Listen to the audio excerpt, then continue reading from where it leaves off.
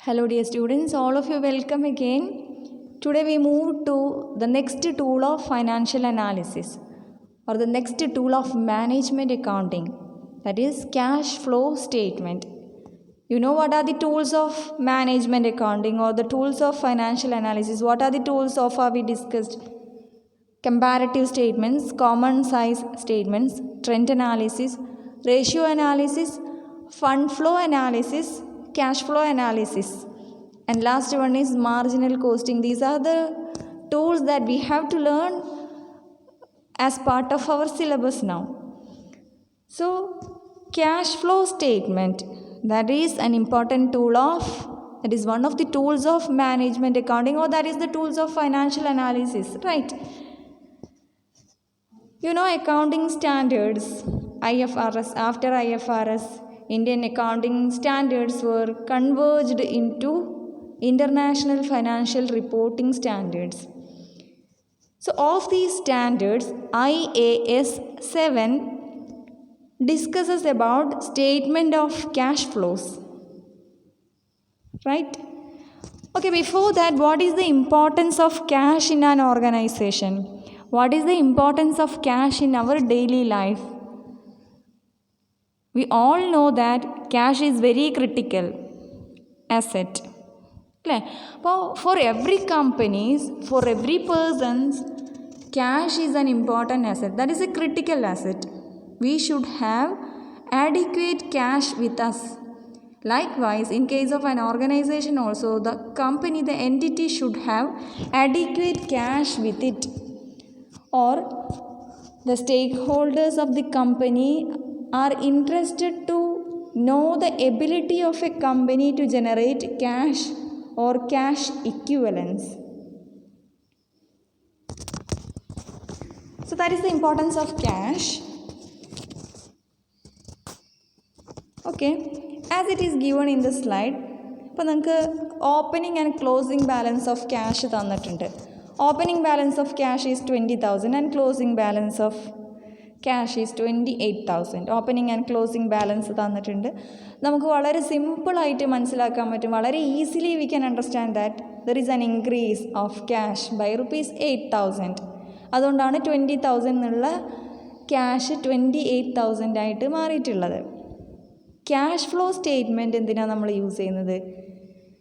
Cash flow statement analyzes or that explores the reason for this increase. എങ്ങനെയൊക്കെയാണ്, എന്തൊക്കെയോ transactions നടന്നിട്ടാണ് ഒരു വർഷത്തിൽ 8,000 rupees increase ആയിട്ടുണ്ടാകുക. അപ്പോൾ എന്തൊക്കെ റീസൺസ് കൊണ്ടാണ്, എന്തൊക്കെ ട്രാൻസാക്ഷൻസ് കാരണമാണ്, what kind of transactions made this increase, അത് ഇവാലുവേറ്റ് ചെയ്യാൻ നമ്മൾ യൂസ് ചെയ്യുന്ന സ്റ്റേറ്റ്മെൻ്റ് ആണ് ക്യാഷ് ഫ്ലോ സ്റ്റേറ്റ്മെൻറ്റ്. ഇപ്പോൾ നമ്മൾ ഫണ്ട് ഫ്ലോ സ്റ്റേറ്റ്മെൻറ്റ് പറഞ്ഞിട്ടുണ്ട്.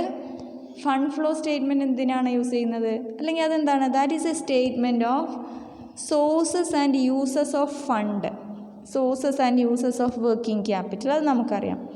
ഇവിടെ ക്യാഷ് ഫ്ലോ സ്റ്റേറ്റ്മെൻറ്റ് എന്ന് പറയുന്നത് എന്താണ്? That is a statement of sources and uses of cash. Instead of working capital, here we are using cash. Or that is a statement showing the inflow and outflow of cash in an organization. So all the entities are required to prepare a cash flow statement along with their basic financial statements. എന്ന് വെച്ചാൽ profit and loss account, balance sheet, income statement, balance ഷീറ്റിൻ്റെ കൂടെ companies prepare ചെയ്യുന്ന ഒരു സ്റ്റേറ്റ്മെൻറ്റാണ് cash flow statement.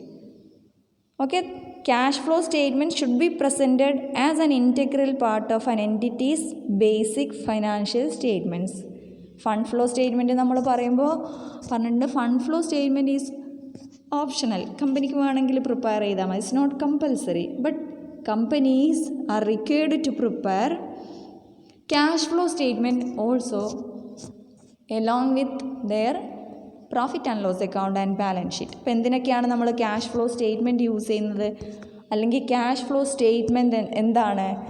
Cash flow statement is an analytical statement to study the impact of transactions on cash. It is a statement to study the impact of transactions on cash. വളരെ സിമ്പിളായിട്ട് പറഞ്ഞാൽ 2 balance sheet തന്നിട്ടുണ്ടാവും നിങ്ങൾക്ക്.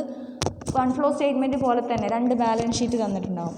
അപ്പോൾ നമ്മളെടുത്ത എക്സാമ്പിളിൽ ക്യാഷിൻ്റെ opening balance 20,000 ആയിരുന്നു നമ്മളുടെ period start ചെയ്യുമ്പോൾ. അപ്പോൾ നിങ്ങൾക്ക് 2 പീരീഡ് തന്നത് 2018, 2019 ആണെന്ന് വിചാരിക്കാം.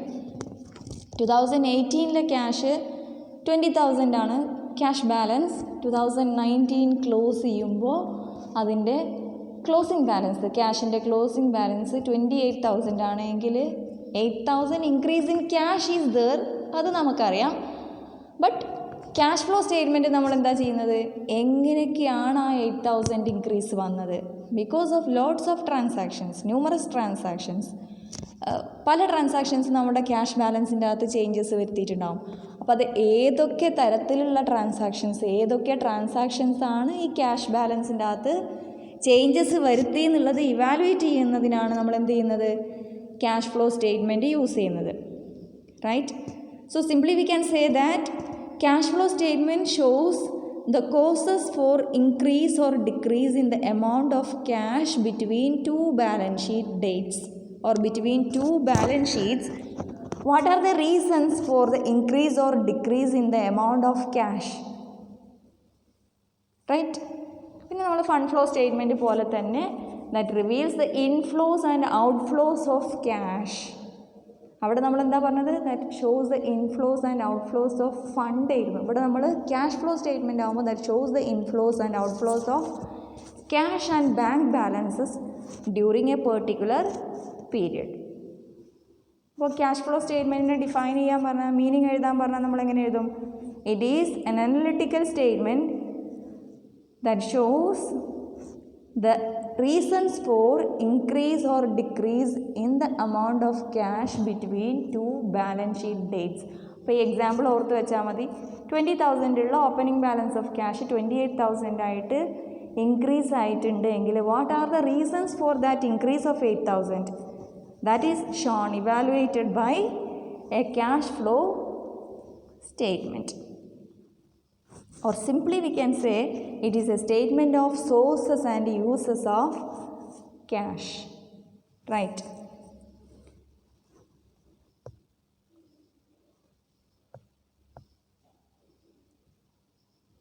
Okay.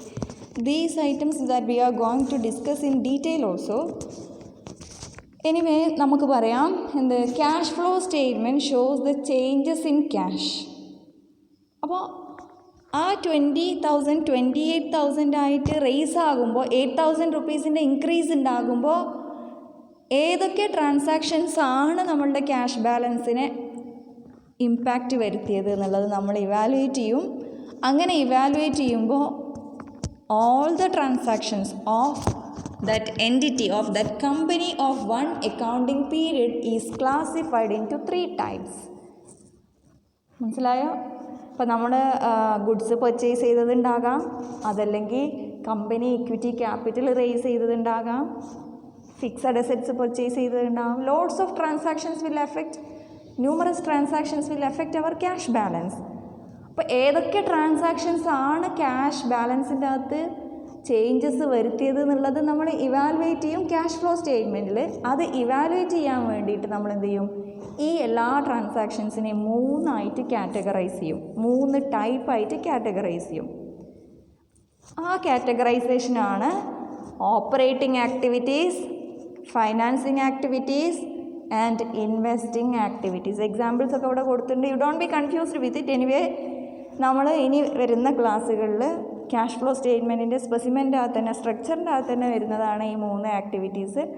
ഇപ്പോൾ നിങ്ങൾ തൽക്കാലം ഇത്ര മനസ്സിലാക്കി വെച്ചാൽ മതി. 20,000 28,000 ആയിട്ട് റേസ് ചെയ്തിട്ടുണ്ടെങ്കിൽ ആ 8,000 റുപ്പീസ് ചേഞ്ചസ് വരുത്തിയ എല്ലാ ട്രാൻസാക്ഷൻസിനെയും നമ്മൾ ക്യാഷ് ഫ്ലോ സ്റ്റേറ്റ്മെൻറ്റിൽ ഇവാലുവേറ്റ് ചെയ്യും. അങ്ങനെ ഇവാലുവേറ്റ് ചെയ്യുമ്പോൾ ഈ ട്രാൻസാക്ഷൻസിനൊക്കെ നമ്മൾ 3 തരത്തിലുള്ള ട്രാൻസാക്ഷൻസ് ആയിട്ട് ക്ലാസിഫൈ ചെയ്യും.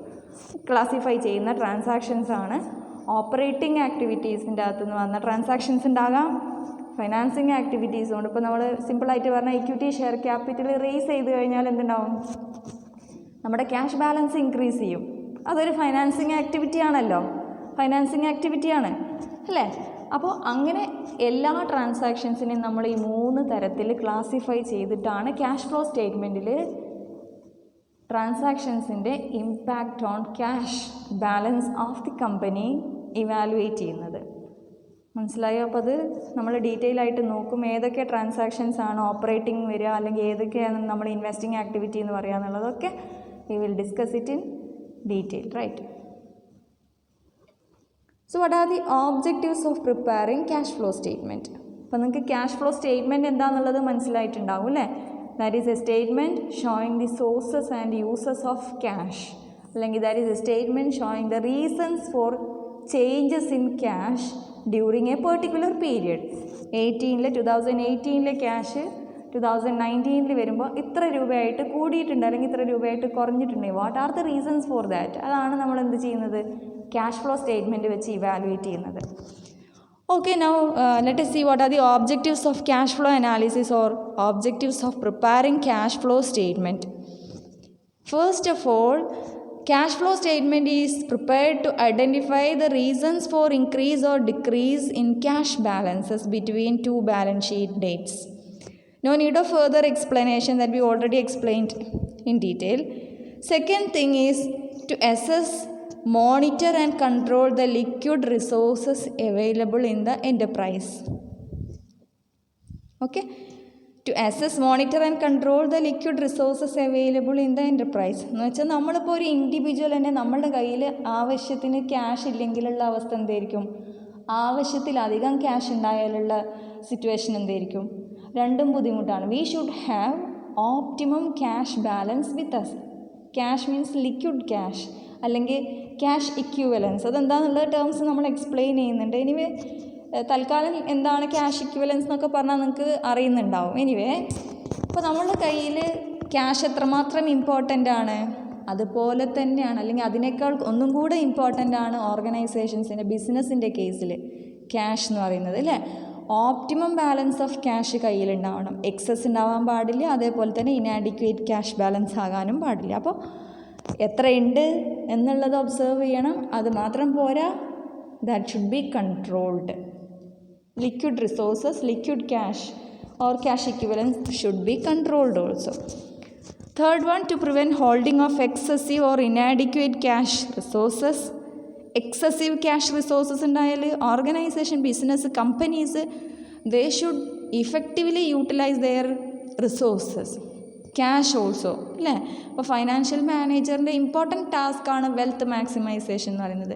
ആവശ്യത്തിൽ കൂടുതൽ വർക്കിംഗ് ക്യാപിറ്റൽ അല്ലെങ്കിൽ ആവശ്യത്തിൽ കൂടുതൽ ക്യാഷ് ഒന്നും ഉണ്ടാകാൻ പാടില്ല. ക്യാഷ് എക്സസീവ് ക്യാഷ് ആണെങ്കിൽ കമ്പനീൻ്റെ ഡിഫറെൻറ്റ് പോളിസീസ് അത് കാരണം എഫക്റ്റഡ് ആകും. ഇപ്പോൾ നമ്മൾ ഡെറ്റേഴ്സിൻ്റെ അടുത്ത് നിന്ന് ക്യാഷ് കളക്ട് ചെയ്യുന്നതിലൊക്കെ നമ്മൾ കുറച്ച് സ്ലോ ആയി പോകാനുള്ള ചാൻസസ് ഒക്കെ ഉണ്ട്.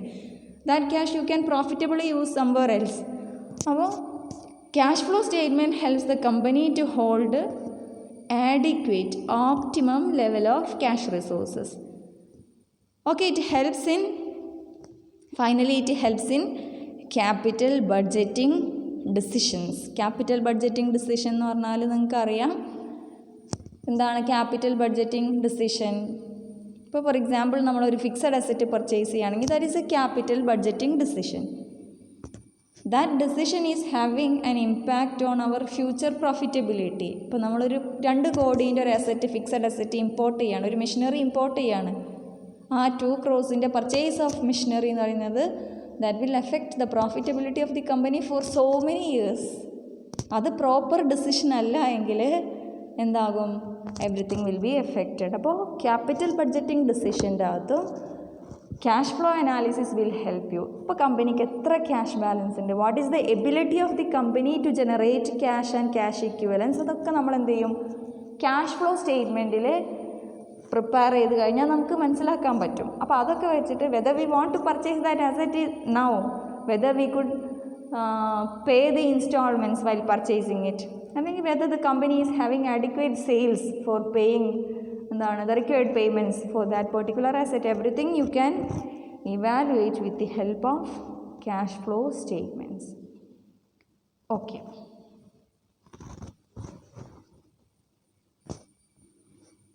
Anyway that is enough for today. ഇപ്പോൾ നിങ്ങൾക്ക് മനസ്സിലായിട്ടുണ്ടാവും എന്തൊക്കെയാണ് നമ്മളിന്ന് ഡിസ്കസ് ചെയ്തത്. What is meant by a cash flow statement and what are the objectives of preparing a cash flow statement. ഇപ്പം എന്താണ് ക്യാഷ് ഫ്ലോ സ്റ്റേറ്റ്മെൻറ്റ് എന്ന് പറയുന്നത് മാനേജ്മെൻറ്റ് അക്കൗണ്ടൻറ്റിൻ്റെ മാനേജ്മെൻറ്റ് അക്കൗണ്ടിങ്ങിൻ്റെ ഫൈനാൻഷ്യൽ അനാലിസിസിൻ്റെ ഒരു important tool of financial analysis ആണ്. അത് നമ്മൾ എന്തിനാണ് യൂസ് ചെയ്യുന്നത്? That shows the sources and uses of cash in an organisation. അല്ലെങ്കിൽ എന്തുകൊണ്ടൊക്കെയാണ് നിങ്ങളുടെ ക്യാഷ് ബാലൻസ് ഇത്രയായിട്ട് ഇപ്പോൾ ഈ ക്ലോസിംഗ് ഡേറ്റിനുള്ളത് എന്നുള്ളത് ഇവാലുവേറ്റ് ചെയ്യാനാണ് നമ്മൾ എന്ത് ചെയ്യുന്നത്? ക്യാഷ് ഫ്ലോ സ്റ്റേറ്റ്മെൻറ്റ് പ്രിപ്പയർ ചെയ്യുന്നത്. So that's all about today's discussion. Hope it is clear. It's very simple. Anyway, okay. Let us wind up now.